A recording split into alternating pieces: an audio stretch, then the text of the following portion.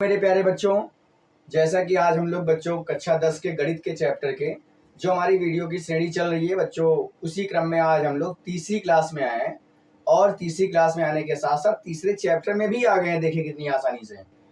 तो फिलहाल बच्चों हम लोगों ने 2 चैप्टर पहले ही कवर कर रखे हैं और आज हम लोग तीसरे चैप्टर का प्रारंभ करेंगे, तो जिसका नाम है बेटा 2 चर वाले रैखिक समीकरण युग्म नाम है बेटा इस चैप्टर का। यानी कि इस इतने बड़े चैप्टर का नाम में ही आपको पहले समझना है कि इसका मतलब क्या होता है। तो पहले मैं समझाने का थोड़ा सा बच्चों प्रयास करता हूं कि 2 चर वाले रैखिक समीकरण क्या होते हैं। जैसे बेटा मैंने कहा आपके पास लिखा हुआ है 2x + 3y + 6 = 0 लिखा हुआ है। जैसे मान लीजिए हमारे पास ये बेटा बात मान के चलते हैं हम लोग। बेटा यहाँ पे जो हमारे पास लिखा हुआ है, जैसे मान लें 2x + 3y + 6 केवल लिखा होता तो बच्चों ये एक प्रकार का बहुपद होता। और कौन सा? तो बेटा रैखिक बहुपद होता। कैसा बहुपद होता? रैखिक। लेकिन बराबर में इसके अगर 0 लगा दिया गया तो इसका मतलब हो गया रैखिक समीकरण हो गया। तो बेटा इसीलिए इस चैप्टर का नाम रैखिक समीकरण हो गया। अब दूसरी बात क्या है कि बेटा इसमें 2 चर वाले लिखा हुआ है, तो इसका मतलब इसमें बेटा ये देखना है कि 2 चर भी आए हैं क्या। तो हमने देखा भैया एक आपके पास ये अचर होता है, बेटा ये चर होता है, ये अचर होता है, बेटा ये चर होता है। यानी कि 2 चर मिल गए और बेटा आपके जो अचर हैं उनसे मतलब नहीं हमारा। तो 2 चर वाले ये रैखिक समीकरण, इसीलिए बेटा इनको बोला जा रहा है। लेकिन हमसे खाली इतना ही नहीं कहा गया, एक और इम्पोर्टेंट बात है, क्या? युग्म लेना है। यानी बेटा 2 लेने हैं समीकरण, एक से काम नहीं चलेगा। जैसे मैंने बेटा एक और ले लिया 3x + 2y + 4 = 0 ले लिया मैंने बेटा, तो ये आपके कहलाएंगे युग्म। बेटा यही कहलाएगा आपका 2 चर वाले रैखिक समीकरणों का युग्म कहलाता है बेटा। इसका मतलब होता है 2 चर वाले रैखिक समीकरण का युग्म बच्चों। तो बेटा इसी चैप्टर के विषय में हमें पढ़ना है। क्या है इस चैप्टर में, कौन से क्वेश्चंस आने वाले हैं, उसी के विषय में पढ़ेंगे बच्चों। तो हम चैप्टर को बेटा चालू करेंगे। पहले हम मानेंगे इसके मानक रूप जो होते हैं, यानी वो कैसे होते हैं बेटा। तो मानक रूप जो इसके होंगे बेटा, जैसे आपसे मैंने कहा कि रैखिक समीकरण लिखो, तो आप कहोगे सर जी रैखिक समीकरण मतलब होता है अधिकतम घात 1 होनी चाहिए चरों की। तो मैंने कहा बेटा अगर मान लें यहाँ पे a मैंने एक मान लिया वास्तविक संख्या है, ax + by + c। बेटा अगर हमने कहा कि 2 आपको युग्म मानना है ना, एक से काम नहीं चलेगा समीकरण से, मुझे 2 समीकरण चाहिए। बेटा जब 2 समीकरण चाहिए तो हम इसमें a1 b1 और c1 = 0 मान ले, तो कोई दिक्कत यहाँ तक नहीं होगी आपको समझ में भी आ गया होगा। बट तो मैंने कहा कि अगर एक समीकरण हो गया, दूसरा समीकरण क्या हो जाएगा भैया, मैंने कहा उसको a2x + b2y + c2 = 0 मान लेंगे बच्चों। तो ये हमारे व्यापक समीकरण का मानक रूप होता है। किसका? 2 चर वाले रैखिक समीकरण का ये मानक रूप आ गया बेटा। यानी पहला वाला समीकरण मान के चलेंगे a1x + b1y + c1 = 0, a2x + b2y + c2 = 0। बेटा किसको दिखाएंगे बेटा? रैखिक समीकरण है, इसीलिए किसको दिखाएंगे? एक सरल रेखा को दिखाएंगे। किसको दिखाएंगे बेटा? एक सरल रेखा को दिखाएंगे। ये भी बात आप याद रखेंगे हमारी। एक सरल रेखा को दिखाएंगे बेटा, एक ये रेखा हो गई, एक ये रेखा हो गई। तो बेटा आपसे क्वेश्चन आता है रेखाओं के संबंध में, इनके जो गुणांक हैं a1 b1 c1 और a2 b2 c2 में संबंध क्या होता है, ये क्वेश्चन आपसे पूछा जाता है। बेटा हम बात करेंगे यहाँ पे इनके संबंधों की बेटा।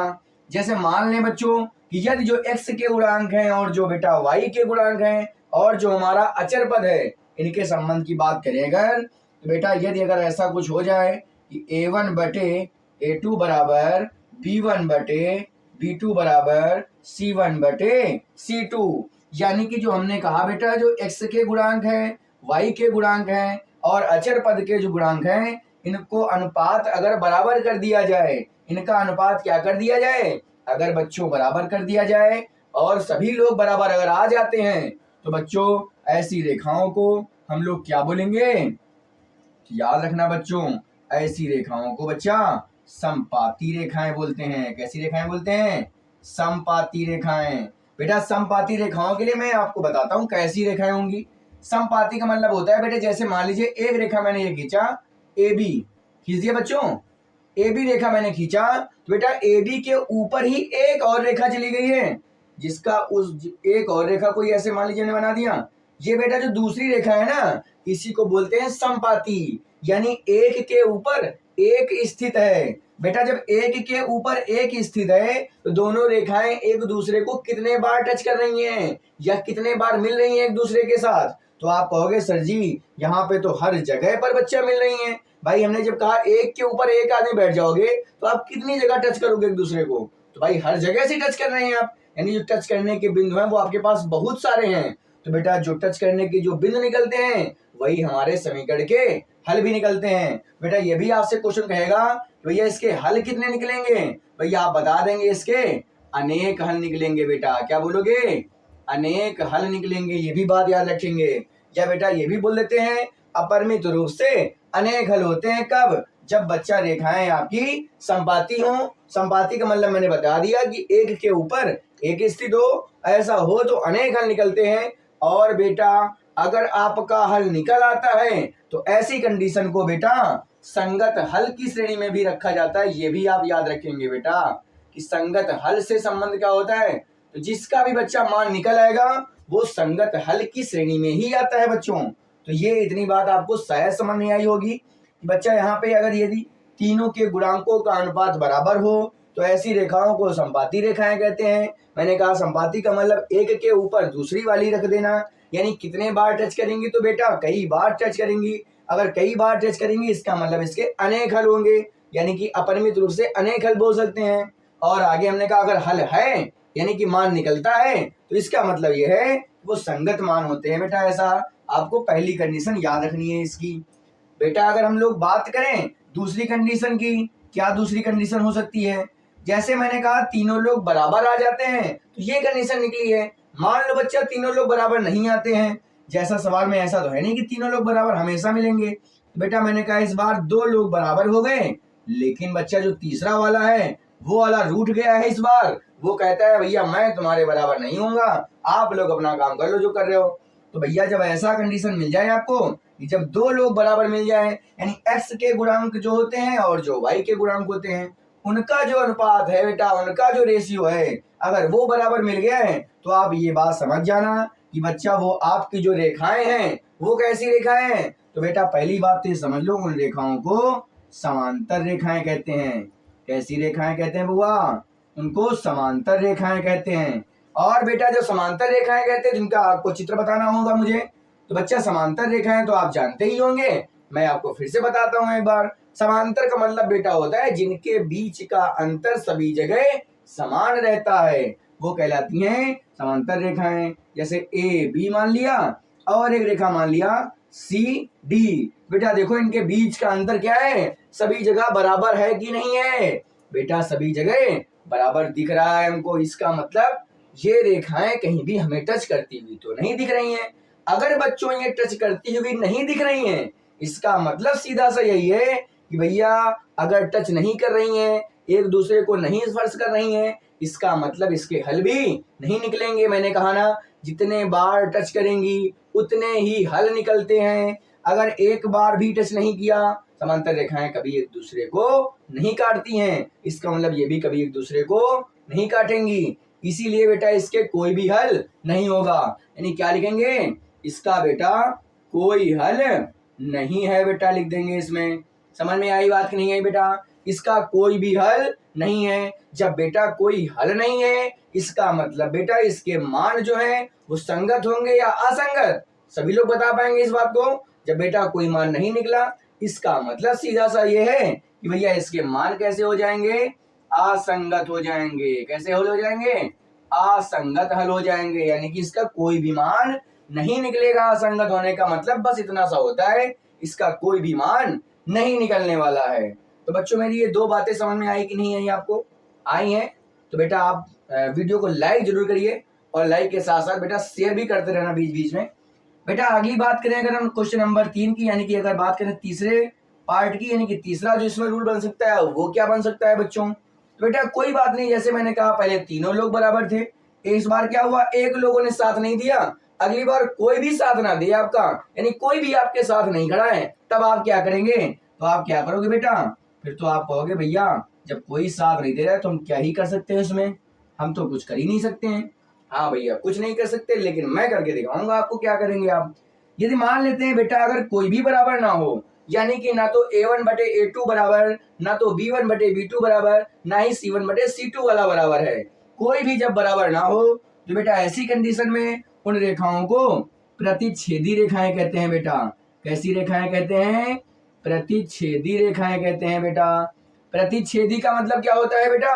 बच्चा प्रतिच्छेदी का मतलब कुछ नहीं, बस आसान शब्दों में जो रेखाएं एक दूसरे को काट देती हों लेकिन एक बिंदु पर, यानी कैसे? उसके चित्र की बात करें तो बेटा कुछ इस प्रकार से बना देंगे हम लोग, यानी ये वाली ये ए बी रेखा हो गई और ये सी डी रेखा हो गई बेटा। तो आप देख पा रहे हैं एक रेखा हमारी ए बी है और दूसरी वाली सी डी है हमारी बच्चा। तो ये रेखाएं क्या कर रही हैं? किसी एक बिंदु पर काट रही हैं, यानी इसीलिए इन्हें क्या बोला जाता है? प्रतिच्छेदी रेखाएं, जो किसी एक बिंदु पर बच्चों काटती हैं, ऐसी रेखाओं को प्रतिच्छेदी रेखाएं कहते हैं। और बेटा जब एक बिंदु पर काट रही हैं, एक बिंदु पर स्पर्श कर रही हैं या एक बिंदु पर छू रही हैं, तो बेटा जब एक बिंदु पर सब काम हो रहे हैं इसका मतलब इसका एक ही हल निकलेगा। और जब एक हल होता है यानी दुनिया में जब कोई एक ही आदमी सुंदर हो, इसका मतलब बेटा क्या है? वो यूनिक चीज है। यूनिक को हिंदी में क्या बोलते हैं? अद्वितीय, यानी यही बोलेंगे क्या? इसका बेटा अद्वितीय हल है। क्या हल है? अद्वितीय हल, यानी कि एक हल है। यानी कि बेटा क्या है इसका? एक हल है, एक हल, अद्वितीय हल है। और जब बेटा हल है तो मैं बार बार बता रहा हूं, अगर हल है आपका तो वो मान कैसे होते हैं? वो बेटा मान आपके संगत हल होते हैं, यानी संगत मान निकलता है। तो ये बच्चों आपको तीन बातें जो मैंने आपको बताई हैं, ये बातें अभी के भी याद कर लेनी है ताकि आपको एग्जाम में कोई भी समस्या ना आए। और इससे रिलेटेड जो सवाल आएंगे मैं आपको अभी के भी कराता हूं, लेकिन फिलहाल पहले ये वाली बातें याद कर लीजिए या आप इसका स्क्रीनशॉट ले लीजिए। उसके बाद फिर इन बातों को आप कॉपी में नोट करके याद करके अच्छे सवालों को करिए। तो बच्चों हमने अभी देखा कि किस प्रकार से समांतर रेखाएं और आपकी संपाती रेखाएं और आपकी बेटा प्रतिच्छेदी रेखाएं जो होती हैं वो किस प्रकार से समीकरणों को निरूपित करती हैं। लेकिन बच्चों अब क्या करेगा कि आपको मैं कुछ भी मत बताऊं, बस आपसे मैं कह दूं भैया ये आपके पास दो रेखाएं हैं और इन दो रेखाओं को देखकर बताओ कि जो दो रेखाएं हैं बेटा ये रेखाएं किस प्रकार की हैं, यानी कैसी रेखाएं हैं बताइए? समांतर रेखाएं हैं, संपाती रेखाएं हैं या फिर प्रतिच्छेदी रेखाएं हैं? ये हमको क्वेश्चन में कह रहा है बेटा। ये वाला क्वेश्चन 2023, 2022 और 2020 3 साल पूछा गया है, यानी कि इस बार भी आने की संभावना है इसकी। अगर ये सेम नहीं आएगा लेकिन ऐसा ही क्वेश्चन जरूर आ सकता है बच्चों। तो इसको यहाँ से आज सीख कर ही हम लोग जाएंगे। बस इस वीडियो में हमारे साथ अंत तक बने रहिए, वीडियो को छोड़कर मत जाइए। देखिए बच्चों क्या करेंगे, जब भी इस तरह का सवाल आएगा बच्चों तो ये समीकरण हमारे पास एक मान लेते हैं और बच्चा ये समीकरण हमारे पास दो मान लेते हैं। बेटा करेंगे क्या, क्योंकि हमें इस तरह से कोई सूत्र नहीं याद है, लेकिन मैंने अभी आपको याद कराया है बेटा। जो मानक रूप था A1 बटे A2 बराबर B1 बटे B2 बराबर C1 बटे C2 से हल करेंगे इसको बच्चों। तो क्या काम करते हैं देखते हैं जरा बच्चा। पहली बात तो इसको रूप में लिखेंगे, क्या लिखेंगे यहाँ पे? समीकरण एक की A1x plus B1y plus C1 बराबर 0 से तुलना करने पर। बेटा तुलना जब करेंगे तो भैया पहले वाली समीकरण की बात किया मैंने, बेटा ध्यान रखना पहले वाली समीकरण की बात किया है। तो पहला वाला कौन सा है? ये वाला। बेटा x के बगल में यहाँ पे A1 है, यहाँ पे x के बगल में क्या है? 9 है, यानी A1 बराबर बेटा आ गया 9 आ गया। उसके बाद बेटा B1 की बात करें, अगर B1 यहाँ पे क्या है बेटा? यहाँ पे 3 दिया हुआ है हमारे पास। और बेटा अगर C1 की बात करें तो बच्चा C1 कितना है आपके पास? 12 दिया गया है बेटा। तो इतनी बात समझ में आई कि नहीं आई? सभी के आ रही होगी बिल्कुल। इसी प्रकार से बेटा क्या, एक बार समीकरण 2 लिख देता हूं ताकि आपको कोई समस्या ना हो बेटा। 18x प्लस 6y प्लस 24 बराबर 0। समीकरण नंबर कौन सा था? 2। क्या लिखेंगे? समीकरण 2 की किससे तुलना करोगे बेटा? A2x plus B2y plus C2 से क्या कर देंगे बेटा? तुलना कर देंगे। तुलना करने पर जैसे ही बेटा तुलना करेंगे यहां से A2 वाला 18 के यानी 18 के बराबर हो जाएगा बेटा। A2 बराबर 18। बच्चा B2 बराबर क्या हो जाएगा बता दो जरा देख के जल्दी से। बेटा क्या होगा 6 हो जाएगा, बिल्कुल सही। बेटा C2 बराबर क्या हो जाएगा, बिल्कुल बिल्कुल देख के बताओ फटाक से। बेटा C2 बराबर आया 24, यानी कि 24 आपका आ गया। यानी यहां से बच्चों हमने निकाल लिया A1 B1 C1 और A2 B2 C2 निकाल लिया है हमने। अब एक काम करते हैं हम लोग, क्या करते हैं, बस जो हमारे पास प्रतिबंध है उनसे चेक करते हैं। बेटा क्या करेंगे, यहाँ मान रखेंगे हम लोग, क्या देखते हैं बेटा। A1 क्या है 9/18 है कि नहीं है भैया। A1/A2 मैंने कहा था ना, A1/A2 9/18। बेटा दूसरा वाला क्या है, दूसरा वाला चेक करेंगे तो आएगा 3 यानी 3/6 हो जाएगा बेटा, हाँ या ना, हो जाएगा भैया। B1/B2। बेटा तीसरा वाला क्या है C1/C2, हाँ या ना बेटा। अब यहां से काट देंगे, 9 1 जा 9, 9 2 जा 18, 3 1 जा 3, 3 2 जा 6, 12 1 जा 12, 12 2 जा 24 आया कि नहीं आया। यानी कि बेटा यहां से आया 1/2 कामा 1/2 कामा 1/2। तो बच्चा जो हमारे पास ये मान निकला है यही हमें बताना है। क्या क्या करेंगे बेटा, इधर लगाते हैं इसको। तो बेटा यहाँ पे जो मान निकला है ये किसका मान निकला है बेटा, मान लेते हैं ये पहला वाला A1/A2 आया, बराबर किसके आ गया है, क्योंकि हमने देख रहे हैं तीनों चीजें बराबर है बेटा। तो B1/B2 भी आ गया और C1/C2 भी आ गया।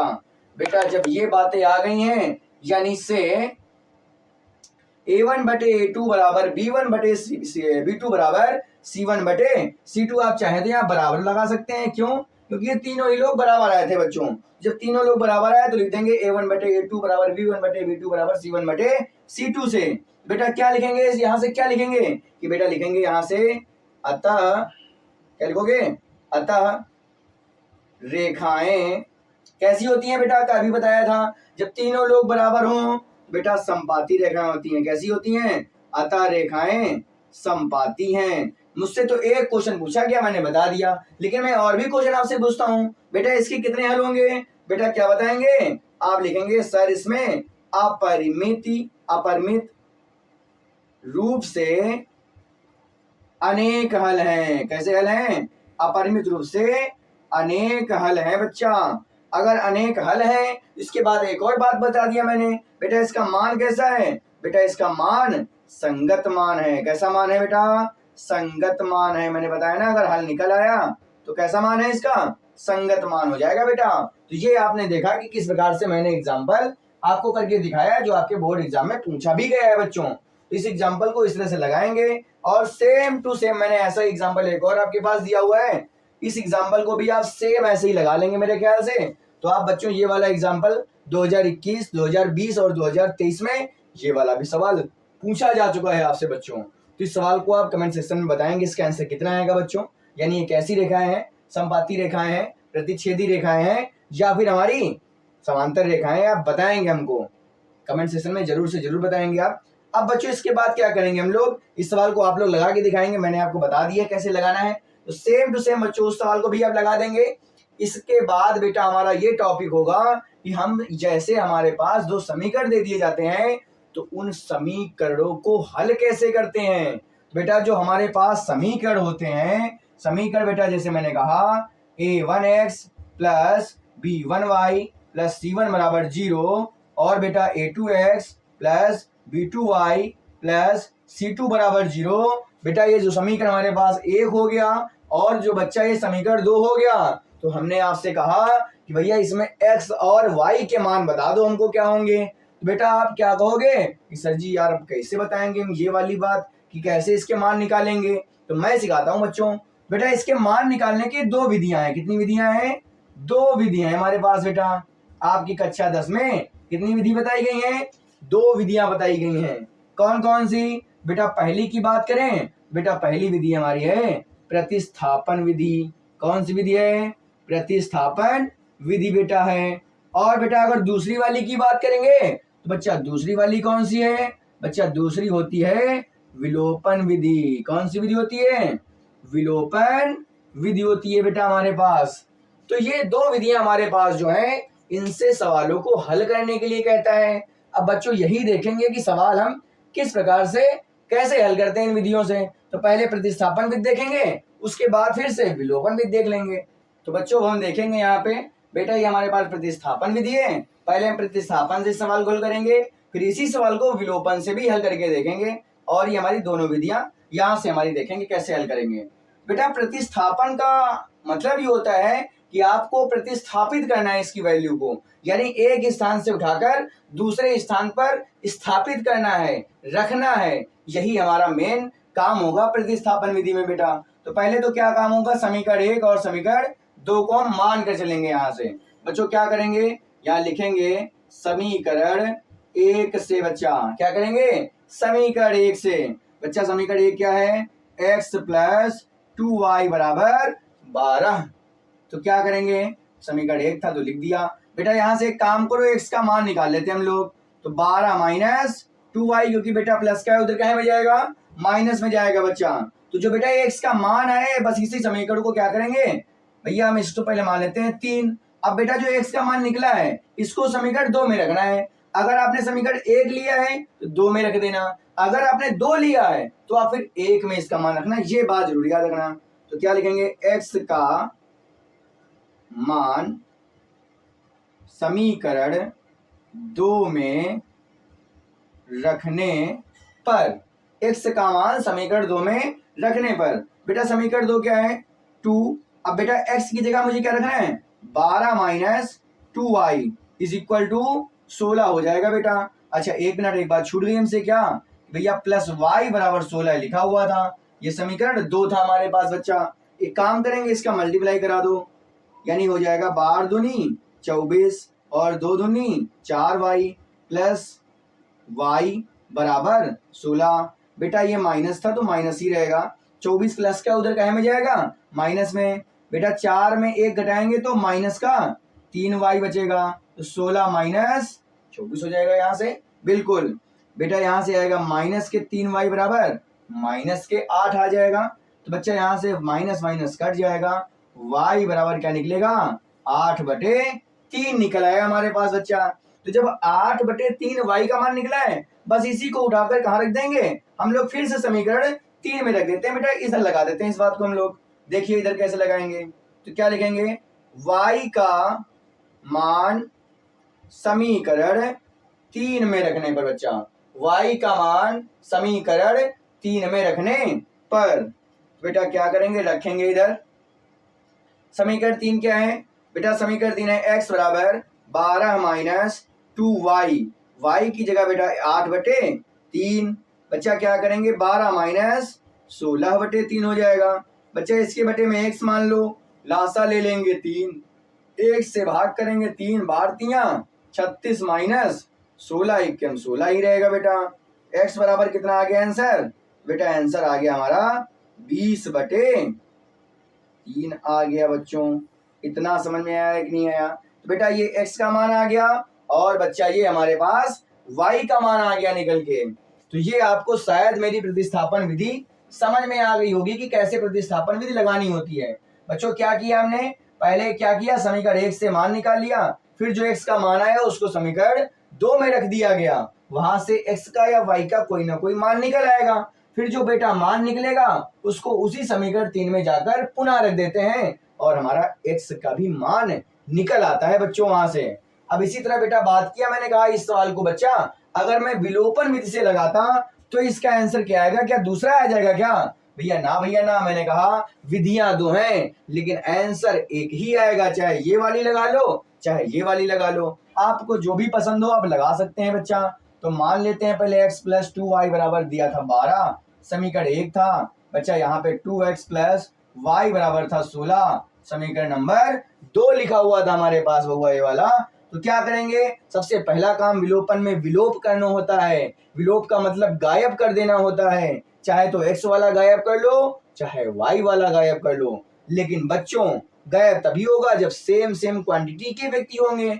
यहाँ पे 2 रुपए यहाँ पे 1 रुपए कैसे गायब कर सकते हैं, क्या करेंगे, किसी न किसी को बराबर कर लेते हैं। बेटा एक काम करते हैं, समीकरण 2 को 2 से गुणा कर देते हैं। क्या कर देते हैं, 2 को 2 से गुणा कर देते हैं बच्चा। तो जब गुणा कर दोगे तो बेटा क्या हो जाएगा, 2 को गुणा करोगे तो हो जाएगा 4x + 2y = 32 हो जाएगा। समीकरण नंबर 3 डाल देना है, नया समीकरण आ गया। इसमें तो गुणा किया, जिसमें नहीं किया उसको वैसे ही लिख दो आकर उसके नीचे बराबर 12। समीकरण नंबर 1। बेटा आपको एक बात ध्यान रखनी है, सेम डिजिट तो मिल गई लेकिन सेम सिंबल मिल गया। अगर जोड़ेंगे तो ये बेटा कटेंगे नहीं, 2 2 4 हो जाएंगे। इसीलिए क्या करेंगे, या लिखेंगे समीकरण 3 में एक घटाने पर। बच्चा क्या लिखोगे, समीकरण 3 में एक घटाने पर। जब घटाते हैं तो निशान क्या हो जाते हैं बच्चा, बदल जाते हैं। निशान क्या हो जाते हैं, बदल जाते हैं घटाने में। 2y से 2y कट जाएगा बच्चा। 4 में 1 गया, ये बचेगा बेटा 3x। ये बेटा 32 में 12 गया, बचेगा हमारा 20। कितना बचेगा बेटा, 20 बच जाएगा बेटा। यानी यहां से x बराबर कितना आएगा, 20/3 आ जाएगा। समझ में आया कि नहीं आया? आपको आंसर अभी से टैली होता हुआ दिख गया कि नहीं दिख गया? बिल्कुल दिख गया है बच्चों। अब यही x का मान क्या करेंगे, समीकरण 1 में रख दो, चाहे समीकरण 2 में रख दो आप। तो क्या करेंगे, x का मान समीकरण 1 में रखने पर, कहां रखने पर बेटा, समीकरण 1 में रखने पर, तो क्या करेंगे, x की जगह रखेंगे 20/3 प्लस 2y बराबर 12। बेटा प्लस का उधर कहे में जाएगा, माइनस में चला जाएगा। 12 माइनस 20/3। तो बच्चा क्या करेंगे हम लोग, यहां से काम करेंगे, 2y बराबर लासा ले लेंगे, ये 36 माइनस 20/3 हो जाएगा। बेटा होगा या नहीं होगा, बिल्कुल हो जाएगा। बेटा एक काम करेंगे, 2y बराबर कितना आएगा, ये आएगा बेटा 16/3। बेटा 2 से चाहे तो 2 1 जा 2, 2 8 जा 16, यानी बेटा y बराबर आया 8/3। यानी ये हमारे पास दो आंसर निकल के आए, x बराबर 20/3 और y बराबर 8/3। तो आपके पास बेटा विलोपन से आएगा तो आप ऐसे लगाएंगे, और बच्चों प्रतिस्थापन से आएगा तो आप ये वाला तरीका लगाएंगे। इस तरह से प्रतिस्थापन विधि आपकी लग जाएगी बच्चों। तो आपको अगर मेरा वीडियो बच्चों पसंद आया है तो मेरे वीडियो को लाइक, सब्सक्राइब और साथ में शेयर भी करिए। और बच्चों अगली क्लास का वेट जरूर करना, हम मिलेंगे नेक्स्ट वीडियो में। थैंक यू बच्चों।